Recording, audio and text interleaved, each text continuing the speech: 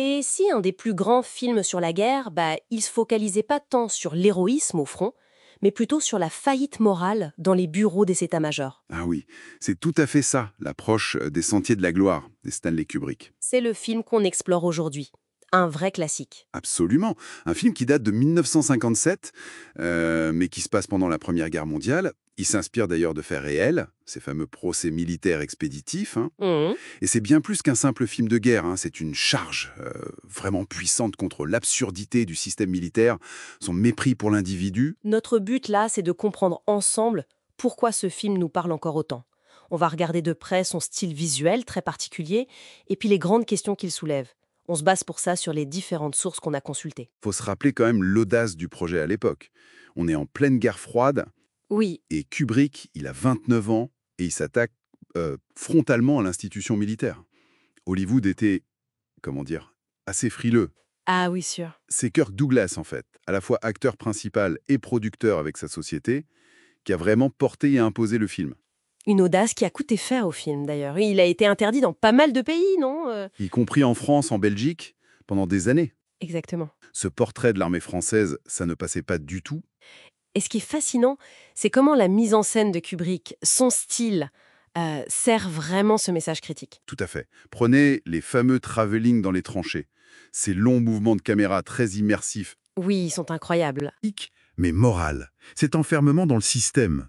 Et ça, c'est accentué par le contraste brutal avec le luxe des quartiers généraux, le château où se trouve le général Miro. C'est ça, loin du front, décidant d'une attaque complètement suicidaire, Kubrick montre bien cette déconnexion. Une déconnexion physique, mais qui symbolise une déconnexion morale très profonde. Parfaitement. Dans cette structure militaire très rigide qu'il nous dépeint, on sent bien que l'avancement personnel, le prestige, ça compte plus que la vie des hommes. Les soldats deviennent une sorte de monnaie d'échange pour la carrière des officiers. Miro, Broulard. Et face à ça, face à cette arrogance du pouvoir, il y a le colonel Dax, Kirk Douglas. Lui, il incarne la résistance éthique. Il essaye de maintenir une dignité. C'est un ancien avocat d'ailleurs. Et il tente d'injecter un peu de raison dans ce système devenu complètement fou. Et sa lutte, elle ne fait que souligner l'absurdité tragique de la situation. D'abord l'attaque suicidaire, ordonnée pour masquer une incompétence, Oui. et puis le procès qui suit. Alors là, c'est une véritable parodie de justice. Ce procès, parlons-en. 3 soldats choisis presque au hasard pour payer l'échec de tous. La façon dont Kubrick filme ça, c'est glaçant. Oui, la composition des plans devient très très froide, très géométrique. Ça renforce cette impression de déshumanisation. Les accusés sont cadrés presque comme des objets, des pions sur un échiquier, C'est ça. privés de leur individualité face à la machine judiciaire militaire, quoi. Et la défense de Dax, passionnée, mais totalement vaine. Elle ne fait que souligner le cynisme général. Et la performance des acteurs qui jouent les condamnés, elle est déchirante. On ressent leur peur, leur incompréhension. Oui, absolument. Et après toute cette noirceur, le film se termine sur une scène étonnamment émouvante. Une jeune Allemande, prisonnière, qu'on force à chanter devant des soldats français. Au début, ils sont bruyants, moqueurs. Mhm. Et puis, peu à peu, la moquerie s'efface. Oui, l'émotion prend le dessus. C'est palpable. On voit les larmes monter aux yeux des soldats. C'est un moment d'humanité pure qui dépasse les uniformes, les nationalités, la haine. Et c'est très significatif que cette étincelle d'humanité vienne d'une femme, et une ennemie en plus. Kubrick suggère peut-être que l'espoir, il se trouve en dehors de cette logique militaire masculine, dans une empathie simple, fondamentale, que l'art, même une simple chanson, peut réveiller.